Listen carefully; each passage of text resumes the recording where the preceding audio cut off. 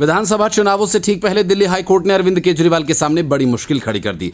कोई दूसरा मौका होता तो केजरीवाल को कोई फर्क नहीं पड़ता, लेकिन मौसम चुनावी है और ऐसे में हाईकोर्ट ने न सिर्फ दिल्ली सरकार को दिवालिया घोषित कर डाला, बल्कि इसके साथ ही दिल्ली के उस हेल्थ मॉडल की भी पोल खोल डाली जिसे केजरीवाल पूरे देश में अपनी सरकार का विजिटिंग कार्ड बनाकर घूम रहे थे।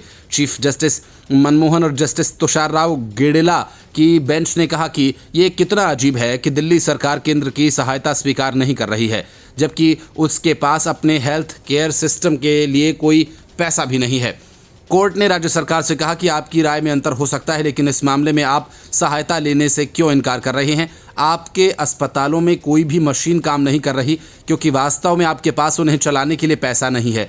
चीफ जस्टिस मनमोहन ने कहा कि आज आप नागरिकों के लिए 5 लाख रुपए लेने से इनकार कर रही हैं, मैं हैरान हूं। कोर्ट ने राज्य सरकार के पास धन की कमी के चलते कई आगामी अस्पतालों के पूरा न होने पर भी नाराजगी जाहिर की है। बीजेपी तो तुरंत इस टिप्पणी को ले उड़ी। बांसुरी स्वराज से लेकर रामवीर सिंह बिधूड़ी तक ने केजरीवाल पर अपने तोप का मुहाना खोल दिया। बीजेपी और कांग्रेस दोनों ही दिल्ली में स्वास्थ्य सुविधाओं के बर्बाद होने का आरोप लगाती रही हैं।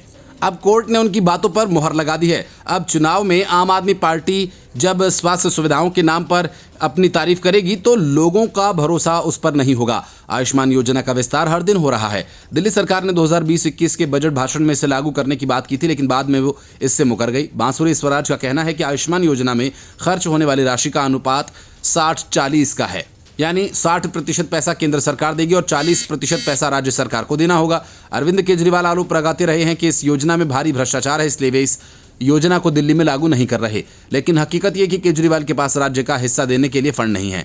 केजरीवाल ने एक बार ट्वीट करके लिखा था कि आज तक उन्हें कोई ऐसा शख्स किसी राज्य में नहीं मिला जिसने आयुष्मान योजना से लाभ उठाया हो। सवाल उठता है कि अगर ऐसा है तो पंजाब में क्यों उनकी ही पार्टी की सरकार ने इस योजना को लागू किया हुआ है? दिल्ली के सरकारी अस्पतालों की दुर्दशा भी देश के दूसरे हिस्सों में स्थित सरकारी अस्पतालों जैसी है। यहाँ नकली दवाइयों की आपूर्ति का आरोप तो है ही। आम आदमी पार्टी के मोहल्ला क्लिनिक्स में पैथोलॉजी और रेडियोलॉजी टेस्ट्स में फर्जीवाड़े का मामला भी सामने आ चुका है। प्राइवेट लैब्स से पैसा बनाने के लिए आम आदमी मोहल्ला क्लिनिक्स में नकली मरीजों पर लाखों टेस्ट किए गए और इस मामले की सबसे पहले स्वास्थ्य विभाग ने जांच की और अपनी रिपोर्ट विजिलेंस डिपार्टमेंट को भेज दी। अब इस मामले में सीबीआई जांच की सिफारिश हो चुकी है। बीजेपी नेता सुधांशु त्रिवेदी ने आम आदमी पार्टी सरकार से सवाल पूछा था। कई संगठनों ने बताया कि आम आदमी पार्टी के मोहल्ला क्लिनिक में एक दिन के 500 पेशेंट देखे गए। समय था 9 बजे से दोपहर 1 बजे तक, यानी 4 घंटे। इतने कम समय में आदमी मंदिर में दर्शन नहीं कर पाता, लेकिन अरविंद केजरीवाल के मोहल्ला क्लिनिक में डॉक्टर्स ने 4 घंटे में 500-500 मरीजों की जांच करके उनकी दवाइयां तक दे दी। Bureau report, news of India.